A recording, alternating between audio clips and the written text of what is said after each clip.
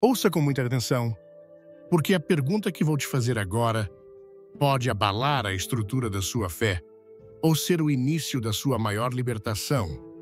E se eu te dissesse que o seu clamor desesperado por vitória é exatamente o que está te mantendo preso na derrota? Você está de joelhos pedindo a Deus por um milagre, mas, com as mãos, continua servindo diariamente o veneno que entristece o Espírito Santo. Como você espera vencer batalhas espirituais, se alimenta o inimigo com seus próprios hábitos. Como anseia pela paz de Cristo, se ao mesmo tempo cultiva a desobediência em seu coração, como se fosse uma planta inofensiva. Essa contradição dolorosa é a razão pela qual muitos vivem uma fé circular, saltando de culto em culto, de promessa em promessa, mas permanecendo acorrentados às mesmas práticas que destroem sua mente, sua alma e sua comunhão com o Criador. É por isso que esta mensagem não veio para massagear o seu ego ou aplaudir sua religiosidade. Este é um alerta urgente, um chamado divino para sacudir a sua alma da letargia espiritual. Porque enquanto você continuar insistindo em fazer as mesmas coisas todos os dias, não adianta gritar mais alto, jejuar por mais tempo ou clamar por vitória com mais fervor. O céu não está surdo.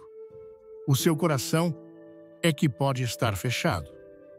Este vídeo é um espelho, e o que ele vai refletir talvez não seja agradável, mas é absolutamente necessário para a sua cura e para o seu avanço.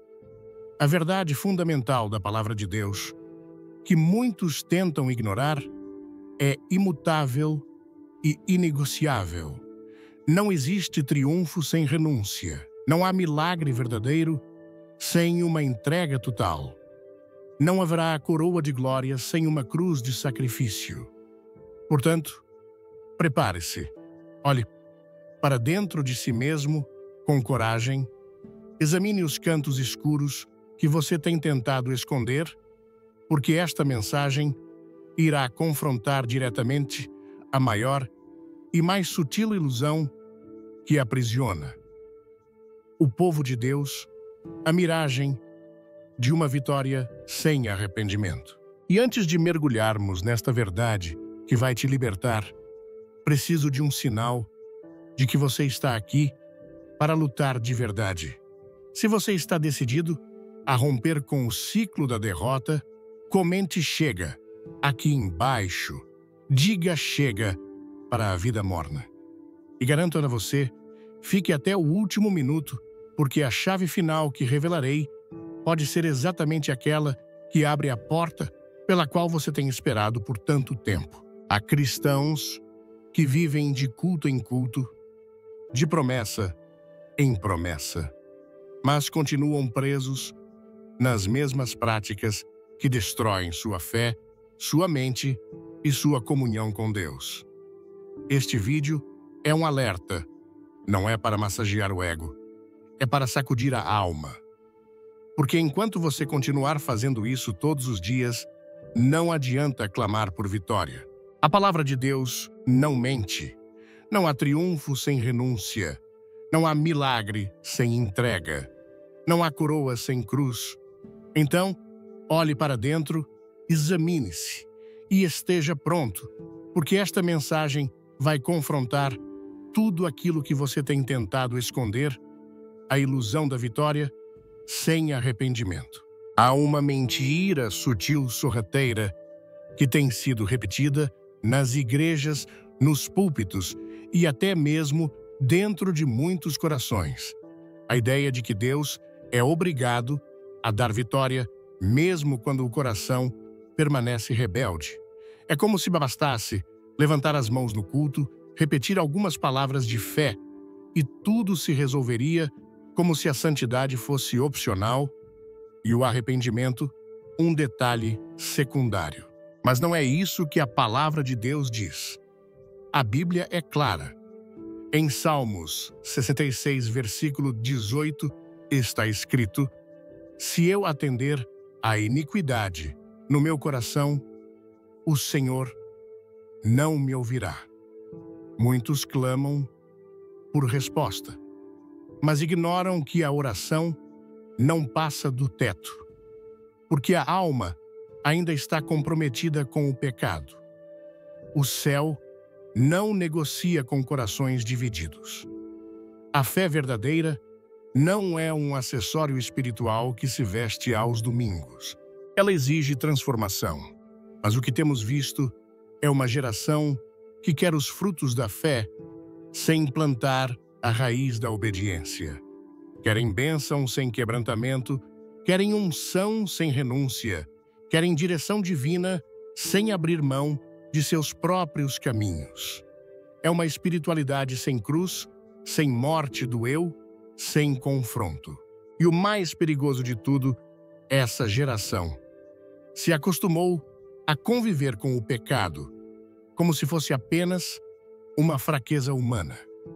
Mas pecado não é fraqueza, pecado é rebelião contra o Deus Santo. Em Isaías 29, versículo 13, o Senhor declarou: este povo se aproxima de mim com a sua boca e me honra com os seus lábios, mas o seu coração está longe de mim. É uma palavra cortante, mas necessária, porque há pessoas que decoraram o vocabulário cristão, aprenderam a levantar as mãos, a cantar os hinos, a dizer glória a Deus e amém. Mas o coração segue apegado a tudo aquilo que desagrada ao Senhor. O louvor é bonito, mas a vida é suja. A oração é fervorosa, mas o comportamento é incoerente. Há um abismo entre o que se declara com os lábios e o que se vive na prática. E o resultado disso não poderia ser outro vidas que caminham em círculos, orações que não são respondidas, ministérios que não prosperam, famílias espiritualmente paralisadas, lares sem paz. E então, em vez de se voltarem ao arrependimento, muitos questionam a Deus. Mas Deus não é injusto. Ele é santo. Ele não unge o que não está disposto a ser purificado. Ele não exalta quem vive de aparências. Ele não se compromete com alianças falsas. A bênção dele não pode repousar sobre um terreno contaminado. A glória não habita no meio da sujeira. Lembre-se da história de Acã em Josué 7. O povo de Israel estava experimentando vitórias incríveis, conquistando terras, avançando sob a mão poderosa de Deus. Mas bastou um homem esconder em sua tenda aquilo que Deus havia proibido: um manto babilônico, prata e ouro. E toda a nação sofreu derrota. A cidade de Ai pequena e aparentemente insignificante derrotou o exército de Israel. Josué ficou perplexo. Chorou. Perguntou a Deus o que havia acontecido, e o Senhor respondeu com firmeza em Josué 7, versículo 11, Israel pecou. Por isso não puderam resistir aos seus inimigos. Não era falta de força, não era estratégia errada, não era falha humana, era pecado no arraial.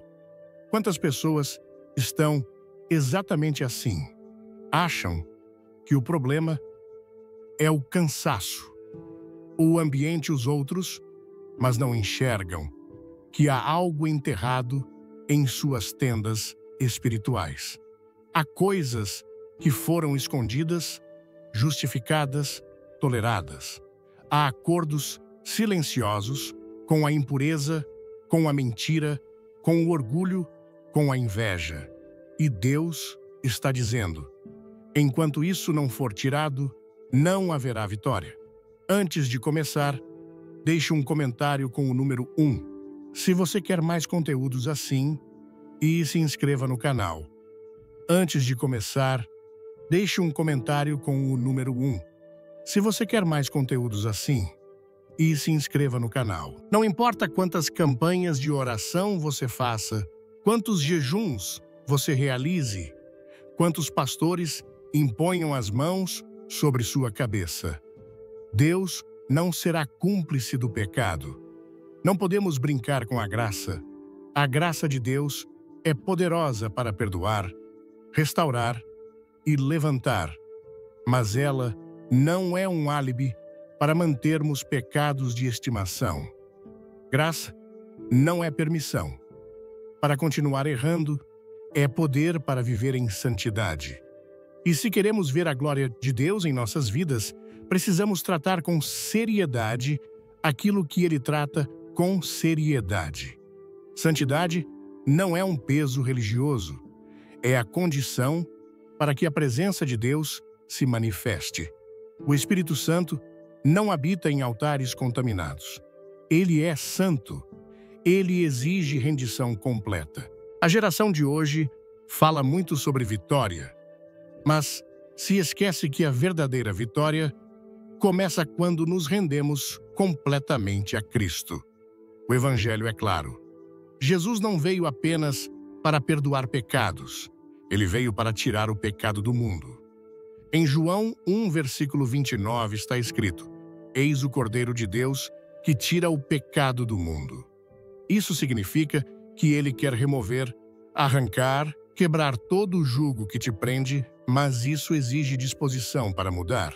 A vitória começa no coração quebrado, começa quando você para de acusar os outros e começa a olhar para dentro. Começa quando você diz: Senhor, mostra-me o que está enterrado na minha tenda, porque enquanto o pecado estiver escondido, a vitória será impedida. Começa quando abandonamos o auto-engano, quando paramos de justificar atitudes erradas, quando deixamos de usar a fé como um escudo para esconder nossas falhas. Vitória não é a ausência de problemas, é presença de Deus. E Deus só habita onde há verdade, onde há arrependimento, onde há quebrantamento. Talvez o que você precisa não é de uma nova campanha de oração, mas de uma confissão sincera. Talvez você não precise de um milagre, mas de uma limpeza. Mas quando a luz de Cristo invadir o lugar escuro da alma, quando o Espírito Santo encontrar sinceridade e entrega, então as muralhas cairão. O favor de Deus será restaurado, e aquilo que estava paralisado começará a andar. Não porque você mereça, mas porque você escolheu obedecer. A vitória em Cristo não é um direito automático, é o fruto de uma vida rendida. E é por isso que tantos clamam e não recebem, pedem e não alcançam, porque querem a vitória, mas não querem o arrependimento. Mas o tempo da ignorância, Deus não leva em conta.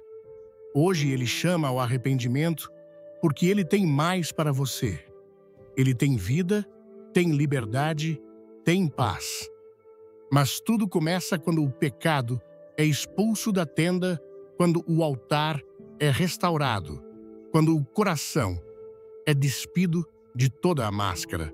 A partir disso, o céu volta a lutar por você. O hábito de reclamar e a morte da gratidão. Há um mal silencioso, repetido diariamente, por muitos cristãos, que destrói suas orações antes mesmo que elas subam ao céu, o hábito de reclamar.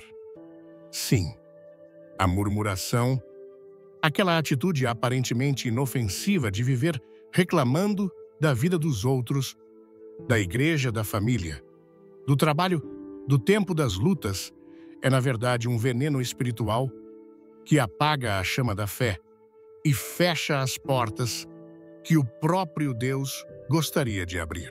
Como esperar vitória se antes mesmo de dizer amém, o coração já está dominado pela insatisfação? O espírito da reclamação é uma praga invisível que se instala na alma quando o coração perde a memória da graça. E quando isso acontece, toda bênção perde valor. Não importa o que Deus faça, não importa o que Ele conceda à alma ingrata, sempre encontrará motivo para dizer: não foi suficiente. Se esta mensagem tocar seu coração, clique no like para apoiar nossa missão. E o mais grave é que para muitos isso já virou rotina. Acordam reclamando, caminham, criticando, dormem, murmurando. E no meio disso tudo, ainda dizem: Senhor, me dá vitória. Mas como Deus vai responder a um clamor que vem de um coração que o acusa todos os dias? O povo de Israel é um triste retrato do que acontece quando a gratidão morre. Libertos da escravidão, guiados por Deus com sinais sobrenaturais, alimentados com pão do céu e água da rocha, ainda assim murmuravam, questionavam, duvidavam, reclamavam. Em Números 11, versículos 4 e 5, eles dizem com amargura: quem nos dará carne para comer? Lembramo-nos dos peixes que comíamos de graça no Egito. Veja que absurdo. Eles estavam livres, mas sentiam saudade da escravidão por causa da comida. É isso que o espírito da ingratidão faz: distorce a memória, envenena a alma e transforma milagres em motivos de queixa. E Deus ouviu aquela reclamação e não foi com indiferença. A Bíblia diz que a ira do Senhor se acendeu grandemente, porque a murmuração não é apenas um desabafo, é uma afronta contra a soberania divina. É como dizer: Deus, não gostei do que o Senhor fez. É acusar o céu de falhar. É apontar o dedo para o Pai e dizer: eu merecia mais. Se esta mensagem tocar seu coração, clique no like para apoiar nossa missão. É exatamente por isso que muitos não entraram na Terra Prometida.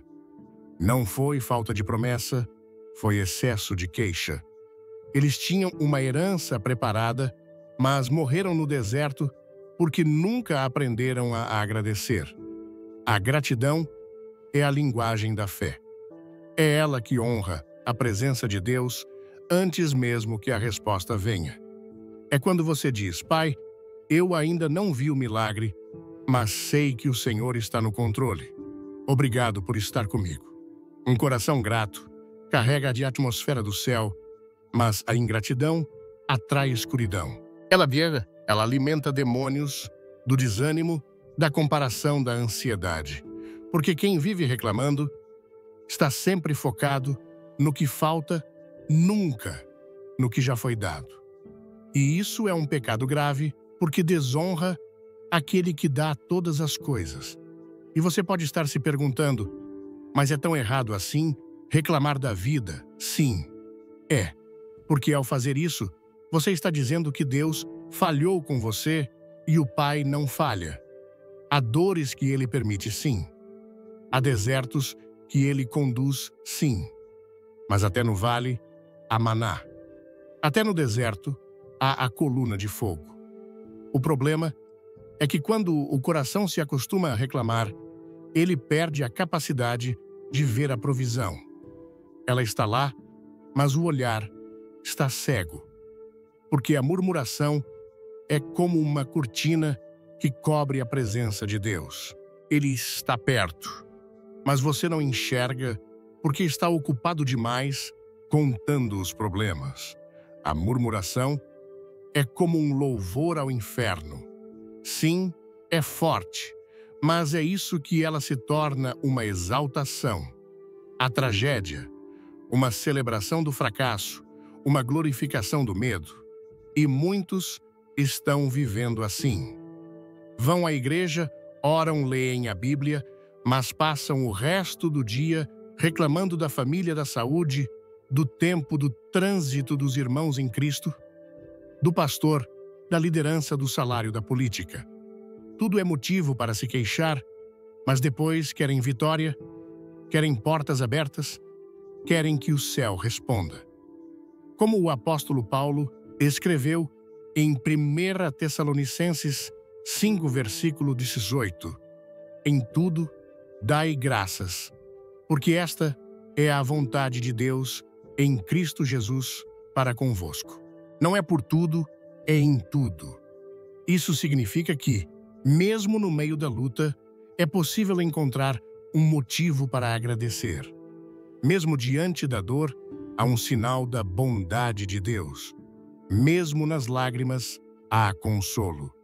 E quem aprende a enxergar isso se torna invencível. Porque o diabo pode tocar em muitas coisas, mas não consegue roubar um coração grato. A vitória começa quando a língua se curva ao trono de Deus. Quando você decide que, mesmo sem entender, vai louvar. Quando os lábios se tornam instrumento de adoração e não de reclamação. Quando, em vez de repetir a dor, você repete a promessa. Em vez de reclamar da escassez, você exalta o Deus da provisão. Em vez de murmurar pela demora, você engrandece o Deus do tempo perfeito. Isso muda tudo, porque a gratidão abre os céus. Ela atrai a presença, ela honra o caráter de Deus. Agora pare e pense quantas vezes, só nesta semana, você reclamou de algo que, na verdade, era um cuidado de Deus. Quantas vezes amaldiçoou com as palavras uma situação que estava te ensinando a depender mais do Senhor. Quantas vezes fechou o coração para a bênção, porque ela não veio da forma que você esperava.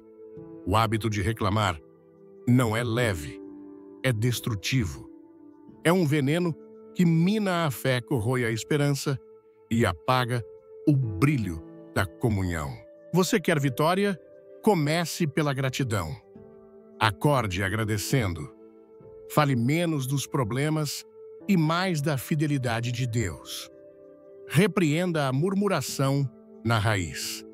Quando ela surgir na mente, combata com um louvor. Quando a queixa quiser escapar da boca, substitua por uma palavra de gratidão. Não alimente os demônios do desânimo com seus lamentos. Alimente o céu com sua adoração.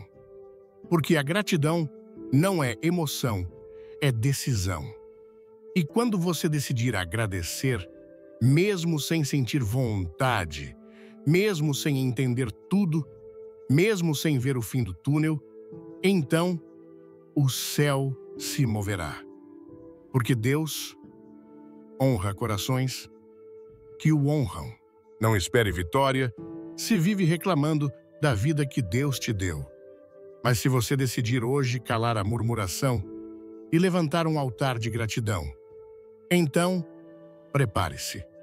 O Senhor vai te mostrar que há vitória no deserto. Sim, mas ela só se revela para quem sabe agradecer, mesmo quando não entende. Não saia antes do final. Há uma surpresa especial esperando por você. A linguagem da maldade. Quando a língua destrói a bênção, há algo profundamente sério que poucos se atrevem a confrontar, mas que tem matado vidas espirituais silenciosamente, a forma como usamos nossa língua. Não se trata apenas do que dizemos no culto, mas do que falamos no trânsito, dentro de casa, no trabalho, pelas costas dos outros ou até em voz baixa no pensamento. A língua é pequena, mas carrega um poder tão destrutivo quanto uma bomba. E muitos ainda não entenderam que a boca, quando corrompida, se torna uma porta aberta para o inferno, mesmo quando os lábios confessam a fé. Você pode até levantar as mãos no culto, pode cantar louvores e dizer que ama a Deus, mas, se ao sair da igreja, sua língua se torna instrumento de fofoca, crítica, mentira ou maldição. Então, você está construindo com uma mão e destruindo com a outra. Tiago, o irmão do Senhor, escreveu algo duro e verdadeiro em Tiago 3, versículo 10. Da mesma boca procede bênção e maldição. Meus irmãos, não convém que isto se faça assim. Ou seja, não é compatível, não é aceitável, não é santo e não será ignorado por Deus. A língua tem poder de vida e morte. O que você diz não desaparece no ar. Palavras são sementes e toda semente tem um fruto. Não saia antes do final, há uma surpresa especial esperando por você, e o que você tem plantado com seus lábios tem abençoado sua casa ou amaldiçoado seus filhos, tem encorajado seu cônjuge ou machucado quem mais te ama. Tem usado a língua para unir ou para dividir, porque Deus está ouvindo. O céu registra o que sai da nossa boca, e não se iluda. Não há vitória na vida de quem usa a língua como ferramenta do diabo. Ananias e Safira são o exemplo trágico de como a mentira, mesmo quando revestida de aparência piedosa, pode ser fatal. Eles venderam um campo, retiveram parte do valor e disseram que estavam entregando tudo. Era uma oferta, uma ação aparentemente espiritual, mas havia falsidade. E Pedro, cheio do Espírito, disse em Atos 5, versículo 3: Por que encheu Satanás o teu coração para que mentisses ao Espírito Santo? O casal caiu morto, não por roubo, mas por mentira, por usar os lábios para manipular a verdade diante de Deus. Quantos fazem isso hoje? Falam palavras espirituais em público, mas secretamente distorcem, criticam, inventam. Usam versículos para atacar os outros discursos religiosos, para encobrir o ego, jargões cristãos, para parecerem puros. Mas por trás da linguagem piedosa há veneno, e o Senhor sonda. Ele vê, ele ouve, ele pesa cada palavra. E a vitória espiritual que muitos desejam não vem porque Deus não compactua com lábios impuros. Não adianta dizer, Senhor, me usa, se sua boca ainda serve ao mundo. Não adianta pedir, Senhor, abre as portas, se sua língua fecha portas com palavras duras, acusações, murmúrios. Há lares em guerra, por causa de palavras impensadas, há amizades destruídas, por frases lançadas no calor da raiva. Há igrejas divididas por boatos espalhados como se fossem verdades. E tudo isso sai da boca de crentes que oram, jejuam, vão aos cultos, mas que não aprenderam a domar a língua. A Bíblia diz, em Tiago 1, versículo 26, se alguém supõe ser religioso, deixando de refrear a sua língua, engana o próprio coração, e a sua religião é vã. Forte, não é? Não importa quanto tempo você tem de igreja, quantos dons você manifesta, quanta Bíblia você conhece. Se você não controla sua língua, sua fé é inútil, vã, sem peso espiritual, porque a língua é o reflexo do coração. Jesus mesmo disse em Lucas 6, versículo 45, a boca fala do que está cheio o coração. E se sua boca vive despejando crítica, maldade, sarcasmo, desprezo, é porque é isso que habita dentro de você. E aqui está um ponto crucial. Não espere vitória se você edifica o inferno com a sua boca. Você pode até pedir a Deus que repreenda o inimigo, mas muitas vezes é a sua própria língua que está dando legalidade para que o diabo atue. Ele não precisa nem tentar. Você já está cooperando com ele. toda vez que fere alguém com suas palavras, toda vez que diminui, que espalha fofoca, que amaldiçoa alguém pelas costas. Há mães que amaldiçoam seus filhos com frases como: "Você nunca vai mudar. Você é um peso. Você me dá desgosto." E depois, clamam por transformação.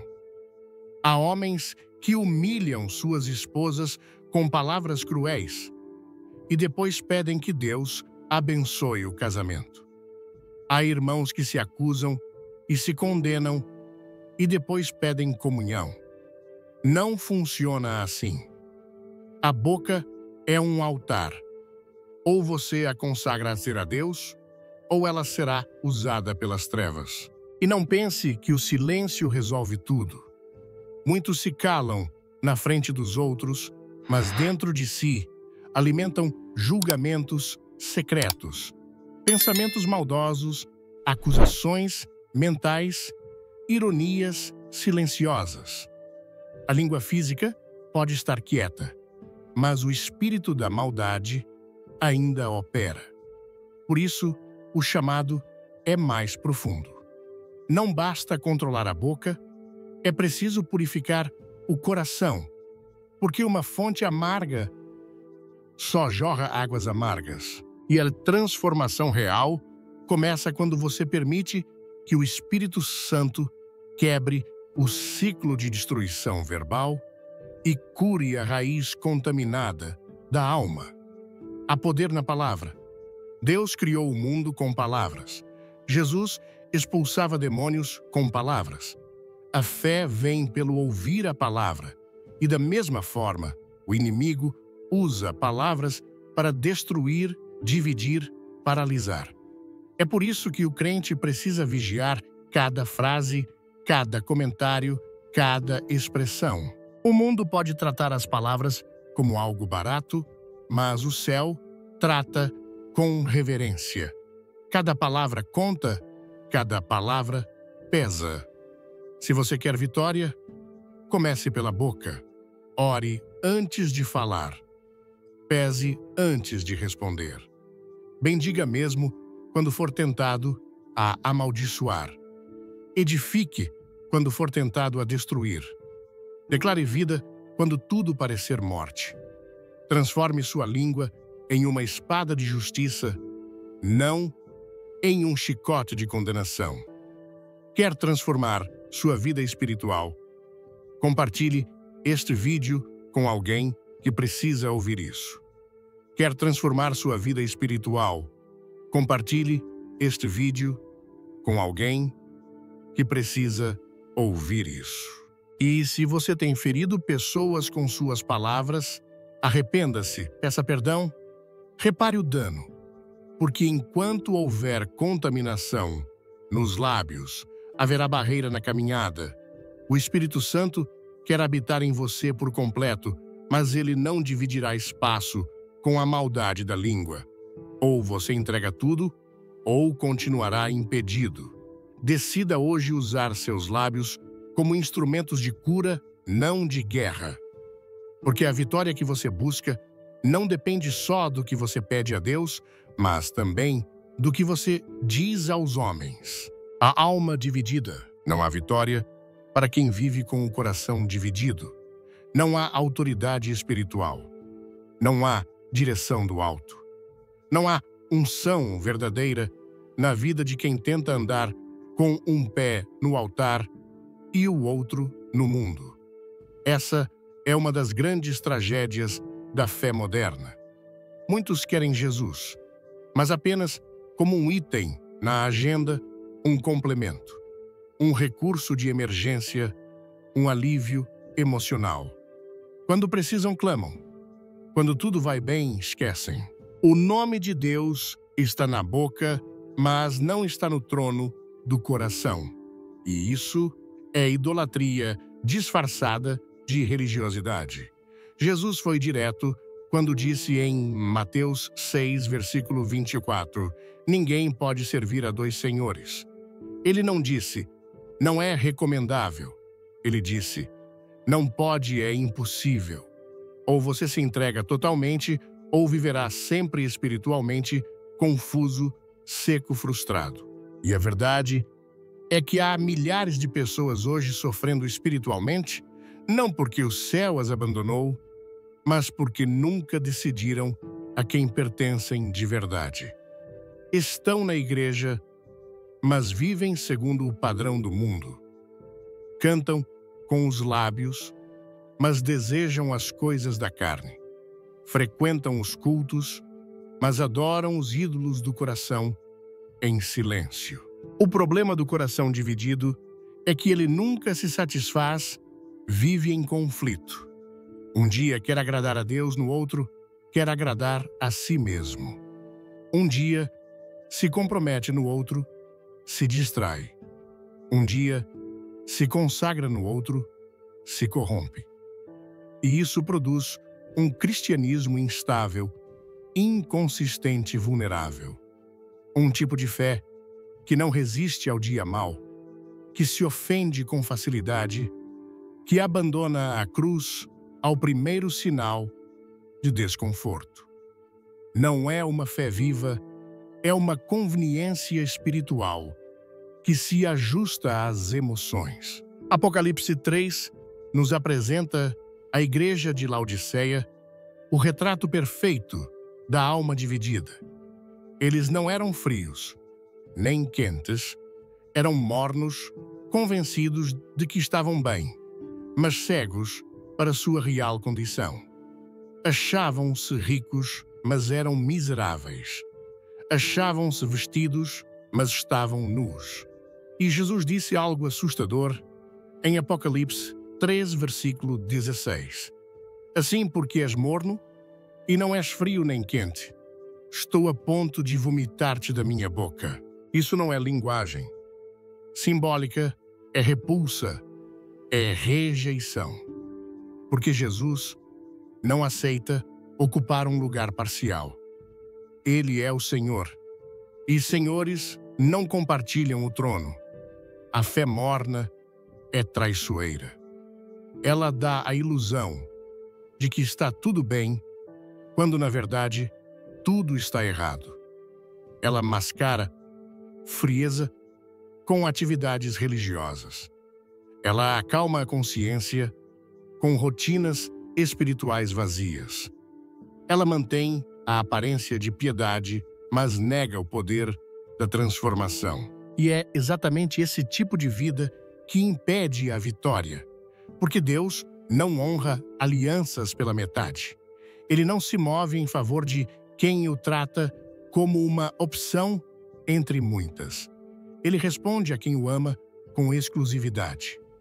Muitos dizem, eu amo a Deus, mas vivem como se o mundo fosse seu verdadeiro lar. Estão mais preocupados com a opinião dos homens do que com a aprovação do céu. Fazem de tudo para agradar as pessoas, mas se esquecem de agradar ao Espírito Santo. Enchem suas agendas de compromissos, mas não conseguem separar uma hora sequer para buscar a presença de Deus com sinceridade. E ainda perguntam, por que a vitória não chega? A resposta está na divisão interna. Não há a aliança plena, não há entrega total. Deus quer exclusividade não por egoísmo, mas porque Ele conhece a natureza humana. Sabe que se o coração estiver dividido, a queda é apenas questão de tempo. Sabe que o inimigo se infiltra exatamente nos espaços vazios. Sabe que o pecado se instala nas brechas de indecisão. Por isso, ele não aceita ser apenas mais uma prioridade. Ele exige ser o centro. Não porque precise de nós, mas porque sabe que nós precisamos dele mais do que de qualquer coisa. Há pessoas que só buscam a Deus quando estão desesperadas, quando tudo vai mal, quando não tem mais onde se apoiar. E sim, Deus é misericordioso. Ele ouve até o grito do pecador, mas esse tipo de relacionamento superficial não sustenta uma vida espiritual saudável. Porque quando a vitória vier, esse coração inconstante voltará a se afastar. É o ciclo da alma dividida, ora se aproxima, ora se afasta, ora se entrega, ora se esquece. E Deus não nos chamou para esse tipo de vida. Ele nos chamou para sermos fiéis até o fim. A exclusividade de Deus na sua vida é a base da autoridade espiritual. É ela que te sustenta nos dias maus. É ela que te preserva no meio das tentações. É ela que te mantém de pé quando tudo ao redor parece ruir. Se Jesus for apenas parte da sua agenda, você estará vulnerável. Mas se ele for o seu tudo, o seu centro, a sua rocha, o seu tesouro, então nada poderá te abalar. A vitória não está apenas em declarar fé. A vitória está em viver com Cristo como o único Senhor. O coração dividido também gera confusão de propósito. Você não sabe o que Deus quer porque nem sequer se interessou em ouvir. Vive buscando sinais, revelações, confirmações, mas não se coloca diante do altar com rendição. E enquanto você continuar tentando conciliar luz com trevas, graça com vaidade, espírito com carne, você viverá cansado, vazio, perdido. Porque não fomos feitos para servir a dois senhores. Fomos feitos para sermos propriedade exclusiva de Deus. Deixe nos comentários o que Deus está falando com você hoje. Vamos interagir. A vitória que tantos desejam não é um presente automático. Ela é fruto de uma caminhada de fidelidade. E fidelidade exige exclusividade. Não existe vitória na vida de quem ainda não decidiu de quem é. Não existe conquista eterna para quem vive oscilando entre a cruz e o mundo.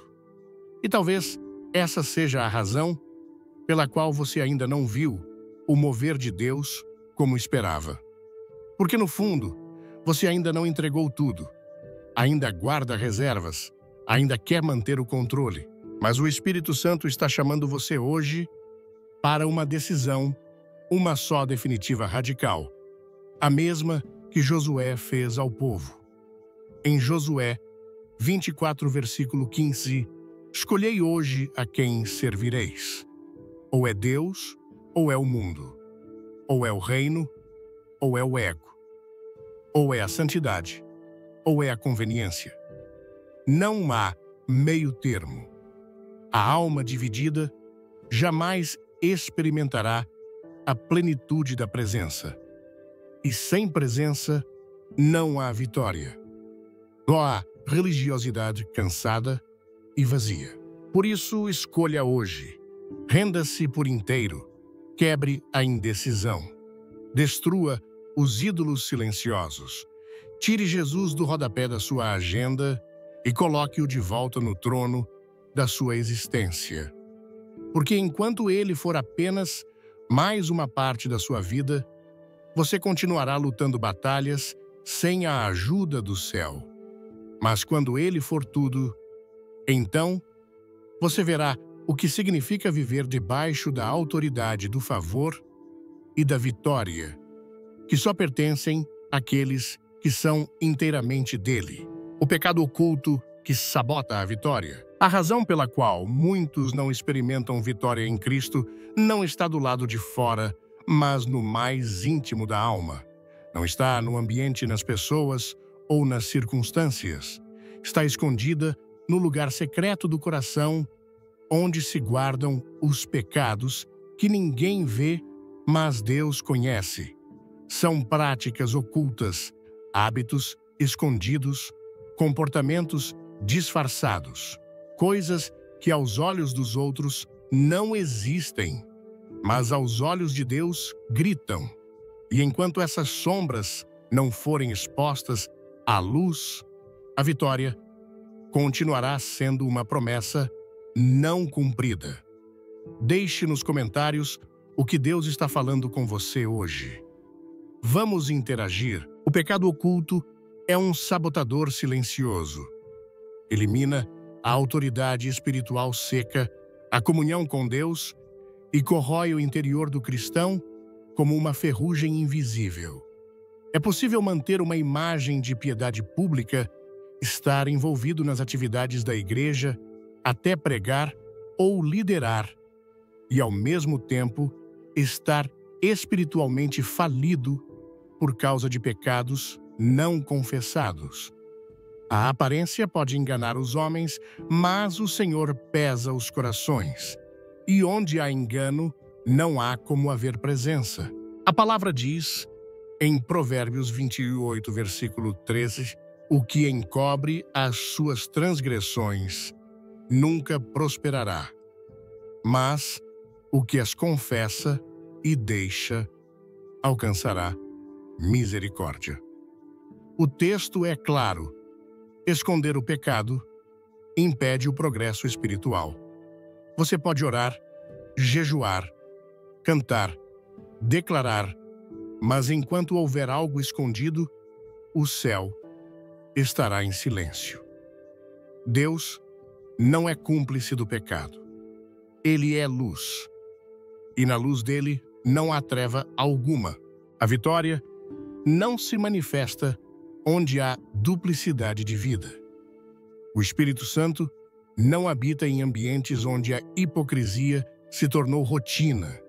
Sansão é o retrato trágico de alguém que brincou com o pecado, achando que ainda manteria a unção.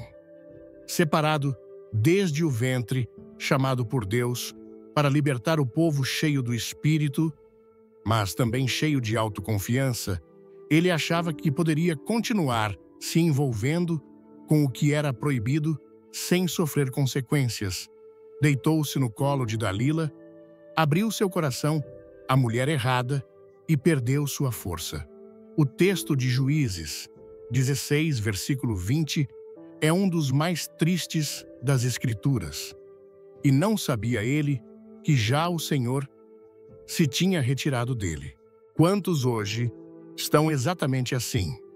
Continuam nos mesmos rituais, nos mesmos cargos, nas mesmas declarações, mas o Espírito já se retirou. Continuam atuando como se estivessem cheios, mas por dentro estão secos, porque alimentam diariamente pecados secretos, pornografia assistida em silêncio, mensagens indevidas, trocadas no sigilo, relacionamentos duplos, corrupção. Nos negócios, mentiras mantidas por conveniência. Há pessoas que já perderam a sensibilidade espiritual há muito tempo, mas ainda acreditam que estão de pé. O pecado oculto é traiçoeiro porque anestesia a alma. Ele cria uma sensação de normalidade e, com o tempo, o coração já não se quebranta mais. A consciência para de reagir. A pessoa se acostuma, justifica, diz: ninguém é perfeito. Mas essa tolerância vai cavando um buraco onde a fé vai afundando pouco a pouco. E o diabo astuto, como é, não tem pressa. Ele espera que a própria pessoa se destrua com as escolhas que mantém em segredo. Enquanto isso, ela segue pedindo vitória. Mas como não se pode clamar por livramento enquanto se acaricia o laço? Não se pode pedir unção enquanto se alimenta o que entristece o espírito. Deus não derrama óleo em altares partidos. E há muitos que hoje vivem como casas divididas. Uma parte quer agradar a Deus, a outra parte está presa ao prazer do pecado. Mas a casa dividida não subsiste. Chegará o momento em que tudo desmorona. E quando isso acontecer, o que estava escondido virá à tona. Não para destruir, mas para tratar. Porque Deus é amor, mas também é justiça. O pecado não confessado também fecha o canal da oração. Salmo 66, versículo 18, afirma: se eu atender à iniquidade no meu coração, o Senhor não me ouvirá. Isso significa que não adianta clamar por mudança se há algo encoberto dentro de você. É preciso rasgar o coração, não as vestes. Deus não responde a orações que partem de lábios sujos com o engano da vida dupla. Ele responde à sinceridade, ao arrependimento, à confissão verdadeira. É aí que começa a libertação. A boa notícia é que não há treva que resista à luz, mas a luz só invade onde há abertura. Jesus disse em João 8, versículo 32, "Conhecereis a verdade, e a verdade vos libertará." E essa verdade começa por reconhecer: Senhor, eu pequei, eu escondi, eu fingi, eu me acostumei. A libertação vem quando há quebrantamento, quando, como Davi, a alma clama em Salmo 51, versículo 10. Cria em mim, ó Deus, um coração puro e renova em mim um espírito reto. Davi pecou gravemente, mas não permaneceu escondido. Quando confrontado, ele se humilhou e por isso foi restaurado. Deus não rejeita quem se arrepende de verdade. Ele não despreza o coração quebrantado, mas resiste aos orgulhosos. E esconder o pecado, orgulho, é dizer: eu dou conta de controlar isso, mas você não dá. O pecado, quando alimentado, sempre cresce. E quando cresce, te domina. E quando domina, te destrói. Por isso, o Espírito Santo está te chamando hoje para confessar, para se expor diante de Deus, para abrir as gavetas da alma e dizer: Senhor, limpa tudo. Não há vitória onde há podridão escondida. Não há avanço espiritual onde há segredos sujos. O altar só volta a queimar quando for purificado. O céu só volta a se mover quando a alma se rende. E isso exige coragem, porque é mais fácil fingir que está tudo bem, mais fácil manter a imagem, mais confortável viver de aparência. Mas quem escolhe a verdade, escolhe a vida.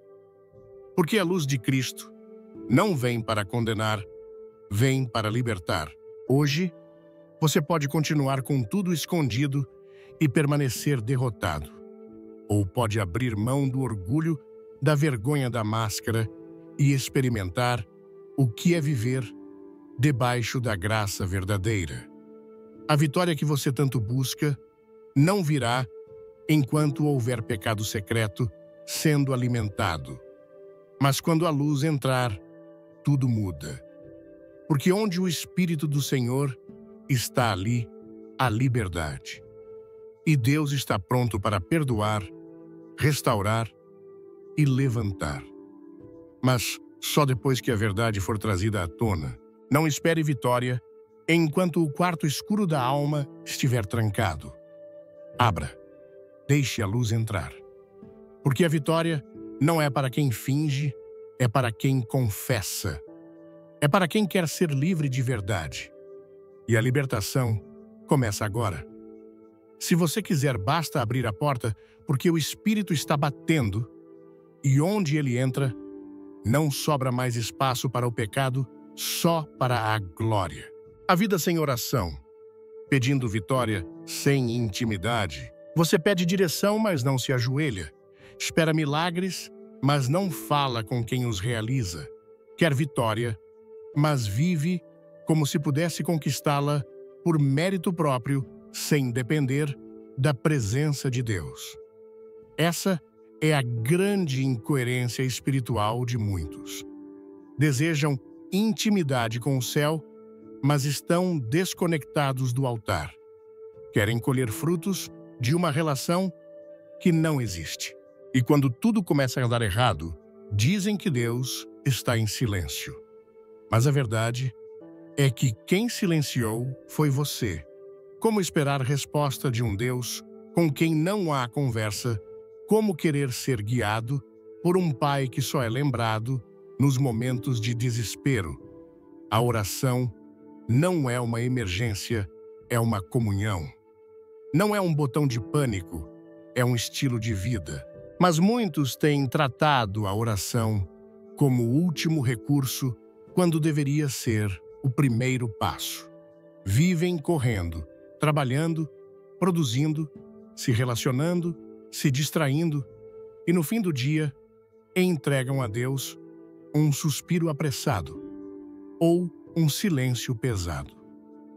A vida espiritual vai murchando e ainda se pergunta por que não há vitória. A oração não é opcional para quem quer permanecer de pé. É o oxigênio da alma, é o elo vivo entre a criatura e o Criador.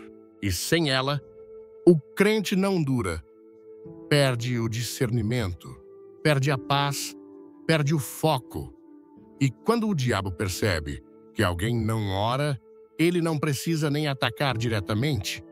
Já sabe que esse coração está desprotegido. O inferno teme o crente que ora, porque sabe que onde há oração, há autoridade. Onde há oração, há fogo. Onde há oração, o céu se move. Daniel é o exemplo claro do que significa levar a oração a sério. Ele não negociava o altar, mesmo diante da ameaça de morte. O decreto era claro: orar a qualquer deus que não fosse o rei seria punido com a cova dos leões.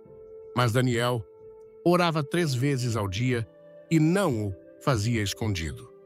Abria as janelas na direção de Jerusalém, como sempre fazia. Porque para ele, a oração não era uma opção, era a base da sua vida. Ele preferia enfrentar leões do que viver sem falar com Deus. E é exatamente por isso que Deus o honrou. A cova não o engoliu, porque ele já vivia no esconderijo do Altíssimo. Agora, olhe ao seu redor. Quantos dizem, quero ser como Daniel, mas não conseguem separar 5 minutos por dia para orar? Quantos desejam ter discernimento espiritual, mas não têm vida de oração? Querem ouvir a voz de Deus, mas estão com os ouvidos ocupados com o barulho do mundo. Alimentam a alma com redes sociais, notícias, entretenimento, mas não alimentam o espírito com um diálogo com o Pai. E o resultado é uma geração ansiosa, perdida seca, sem direção, porque abandonaram a fonte. A vida sem oração é um convite aberto ao fracasso espiritual. Quando você para de orar, começa a se apoiar no próprio entendimento. Começa a confiar nas suas decisões, nos seus sentimentos, nas suas emoções. Mas tudo isso é instável. É areia movediça. E quando vêm os ventos, tudo desaba. Porque o fundamento verdadeiro está na comunhão. Não é a quantidade de ministérios, nem a intensidade das atividades religiosas. O que sustenta é o tempo com Deus, é o quarto secreto. É o lugar onde ninguém vê, mas onde o céu se manifesta. E aqui está um engano comum. Muitos acham que oram porque falam de Deus o tempo todo. Mas falar de Deus não é o mesmo que falar com Deus. Discutir teologia não é o mesmo que se derramar diante do trono. Cantar hinos não substitui o clamor íntimo. Servir na igreja não compensa a ausência no lugar secreto. Deus quer você, não sua performance religiosa. Ele quer seu coração, não suas justificativas. Ele quer o seu tempo, não suas desculpas. A oração também revela quem realmente governa a sua vida, porque quem ora reconhece: eu não dou conta sozinho, eu preciso do Senhor. É um ato de humildade, é declarar dependência, É rasgar o orgulho e dizer: sem ti nada sou. Por isso, ela incomoda tanto a carne. Por isso é tão difícil manter uma vida de oração constante, porque ela confronta o ego. E tudo o que confronta o ego, o mundo tenta calar. Mas a oração não pode ser calada, porque sem ela, você não vence. Jesus, mesmo sendo o Filho de Deus, separava tempo para orar. Antes dos milagres, ele orava. Antes das decisões, ele orava. De madrugada, no deserto, no jardim, a vida dele era marcada pela oração. E ainda assim, muitos que dizem segui-lo não o imitam nisso. Vivem com pressa, com distrações, com compromissos, mas sem oração. E depois perguntam: por que minha vida está travada? Porque oração não é só conversa, é alinhamento. É quando sua vontade se curva à vontade do Pai. A oração abre os céus, mas também revela o coração. É no secreto que Deus trata feridas, corrige rotas, confronta pecados. É ali que Ele molda, limpa, fortalece. Muitos fogem da oração porque sabem que serão confrontados.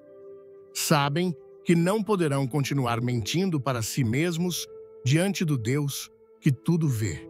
Mas é esse confronto que gera cura, é esse incômodo que produz arrependimento.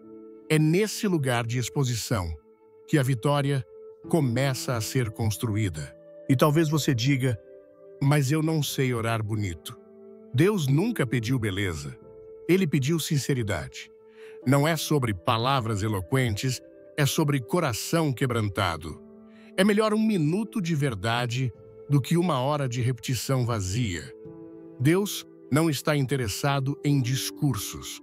Ele está interessado em comunhão, em ouvir sua voz, em te encontrar no secreto, em te fortalecer, onde ninguém mais consegue te alcançar.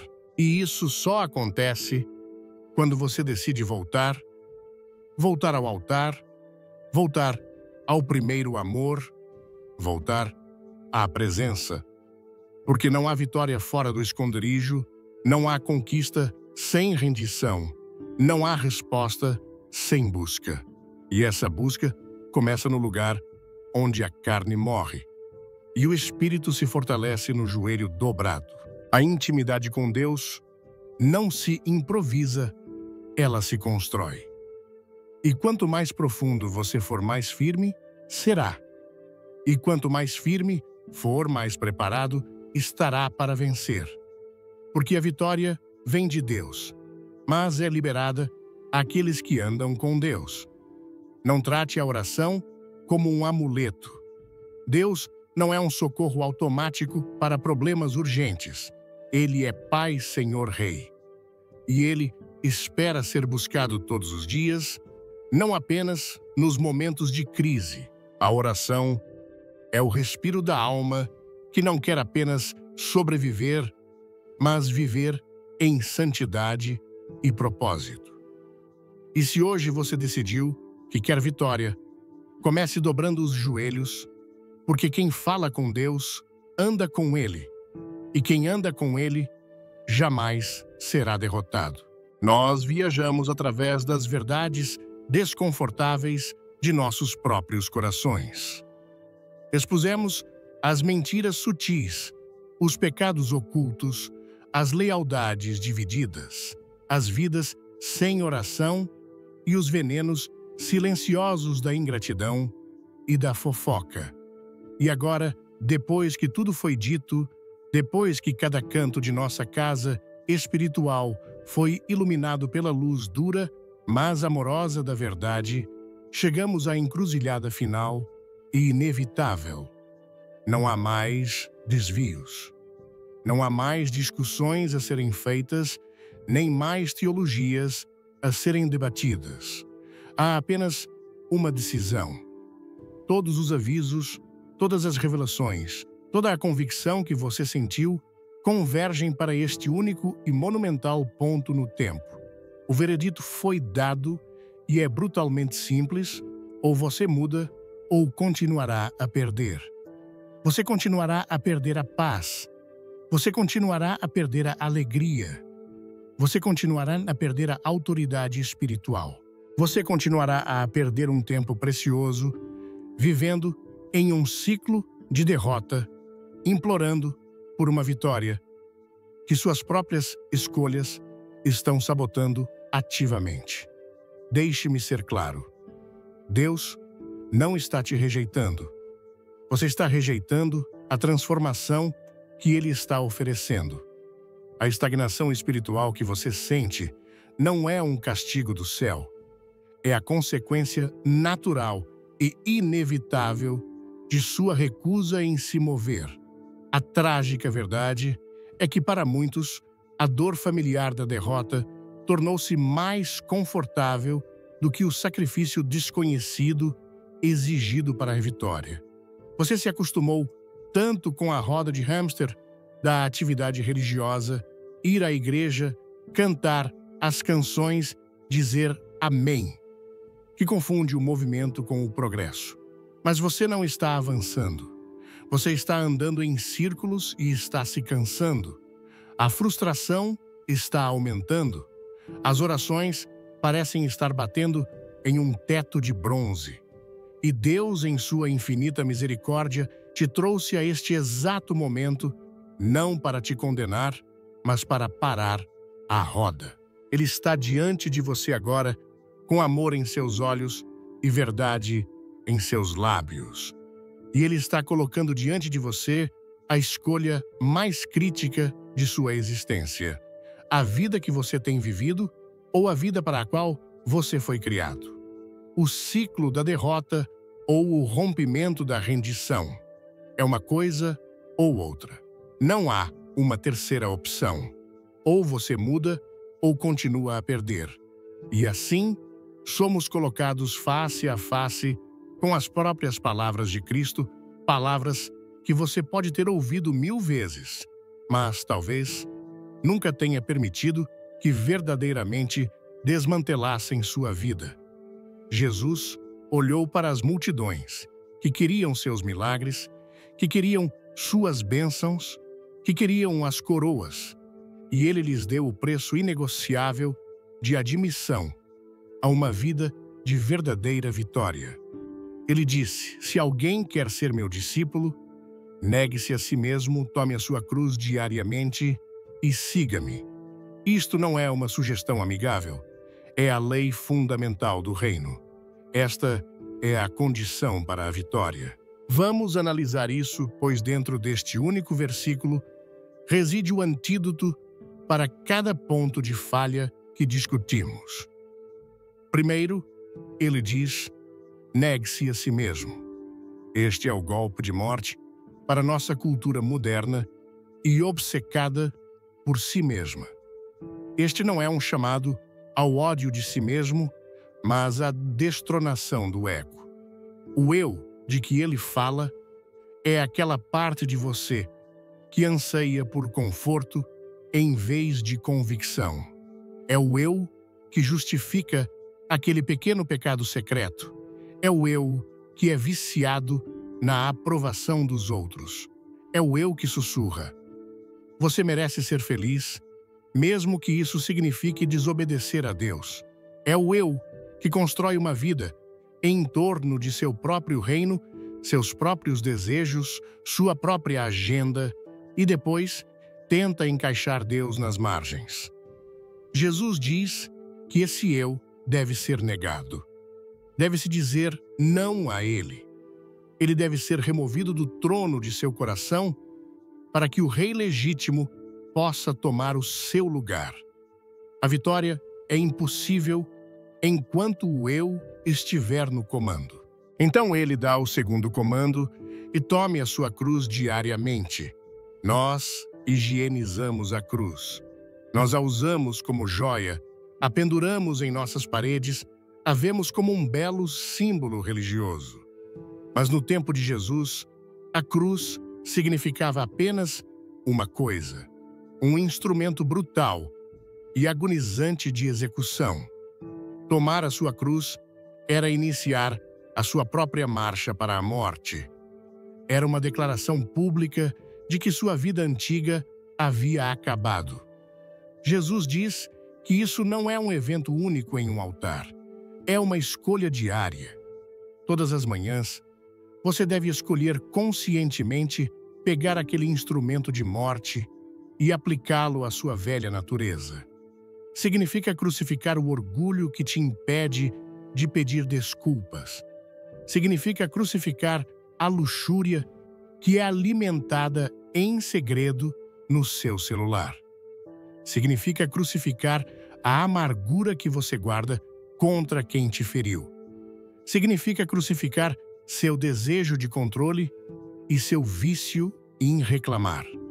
A cruz é onde seus pecados secretos, seu coração dividido e sua língua rebelde são mortos.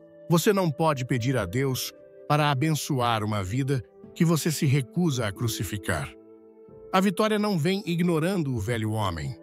Ela vem executando-o diariamente aos pés da cruz. Finalmente, depois de negar a si mesmo e tomar a cruz, ele dá o terceiro comando: e siga-me. Este é o propósito glorioso que substitui a vida antiga.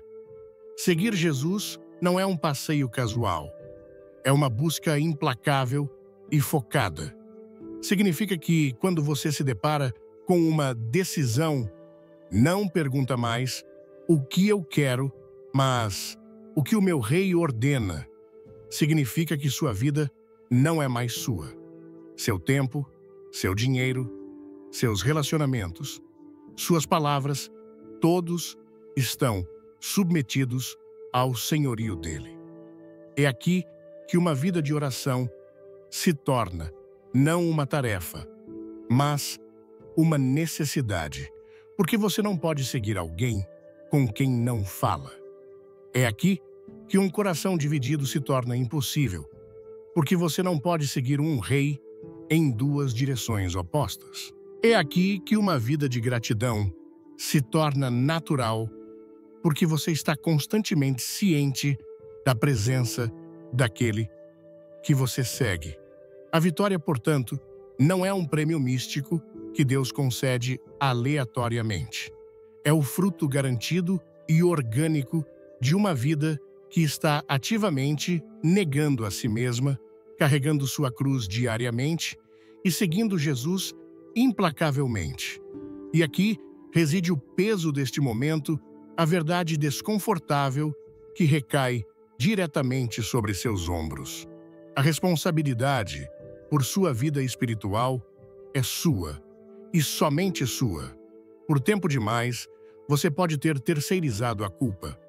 Você culpou o diabo, mas o diabo não tem autoridade sobre você que você não lhe tenha dado através do pecado não confessado e de uma vida sem oração. Você culpou o seu passado, mas a cruz de Cristo é mais poderosa do que qualquer ferida ou qualquer erro. Você culpou a igreja, você culpou o pastor, você culpou sua família, você culpou suas circunstâncias. Você até mesmo nos momentos silenciosos e amargos do seu coração, culpou a Deus, acusando-o de estar em silêncio ou distante. Mas Deus está falando com você neste exato momento. A palavra foi liberada. A verdade foi revelada. O céu que você acusou de estar fechado enviou esta mensagem a você como uma porta aberta. Agora, a única variável que resta na equação é você. A escolha não é de Deus. Ele fez a sua escolha no Calvário. A escolha é sua. Não há mais desculpas. A fachada foi derrubada. Você está diante de um Deus santo, não com seu currículo religioso, mas com seu coração nu. E ele está perguntando: o que você fará agora? Então, aqui está o chamado final. Diante de você se encontram dois caminhos, e você não pode andar em ambos. Um é a estrada larga e confortável da mediocridade. É o caminho em que você esteve. É pavimentado com boas intenções e decorado com atividade religiosa. Ele permite que você mantenha seus pecados secretos, seu coração dividido, suas reclamações convenientes. Não requer nenhum sacrifício real, nenhuma morte diária. Seu fim é uma vida de impotência espiritual, uma fé que é uma casca oca, uma frustração constante e corrosiva, e o arrependimento eterno de um destino que foi oferecido, mas nunca reivindicado. O outro caminho é o caminho estreito da cruz. É uma subida. É difícil. Exigirá que você morra para o seu ego, para os seus desejos, para o seu conforto. Exigirá tudo de você. Mas este caminho, o caminho da obediência, o caminho do arrependimento, o caminho da rendição total, leva à vida. Leva a uma paz que excede todo o entendimento. Leva a uma autoridade que faz os demônios tremerem. Leva a uma intimidade com Deus que se torna o maior tesouro de sua existência. Leva à vitória verdadeira, duradoura e inabalável. A escolha é sua. A cruz ou o conforto. A verdade ou a aparência. A rendição ou a rebelião. Uma vida pela metade, ou uma vida que é totalmente dele. Você já tentou do seu jeito por tempo suficiente. Veja onde isso te levou. Hoje Deus está te chamando para parar de lutar e começar a se render. Ele está te chamando para parar de viver um evangelho que não te transforma. Se esta é a sua decisão, se agora mesmo em seu coração você está dizendo, basta, eu escolho a cruz. Eu escolho mudar. Então, eu quero que você faça desta a sua oração, sua declaração de guerra contra a vida antiga. Não apenas ouça estas palavras, ore-as do fundo da sua alma. Diga, Senhor Jesus, eu me rendo. Eu admito que tenho tentado viver em meus próprios termos. Tenho pedido por vitória enquanto me agarro à minha derrota. Hoje eu faço uma escolha. Eu nego a mim mesmo. Eu deponho meu orgulho, minhas desculpas e meus pecados secretos aos teus pés. Eu tomo a minha cruz. Eu escolho matar as partes de mim que não são como tu. E eu escolho te seguir. Todo o teu ser, não apenas como meu Salvador, mas como o Senhor de cada área da minha vida. Perdoe-me, limpe-me, mude-me de dentro para fora. Eu não quero mais perder. Eu quero a vitória real, que só é encontrada em ti. Em teu santo nome, eu decido hoje. Amém. Se você fez essa oração, saiba que os anjos no céu estão se alegrando. Mas saiba disto, a cruz não é o fim. É o começo. É a linha de partida para uma nova vida. Uma vida de verdadeiro poder, verdadeiro propósito e verdadeira vitória. Não saia deste momento inalterado. Deixe que a decisão que você tomou hoje seja o alicerce sobre o qual Deus construirá um futuro glorioso para você.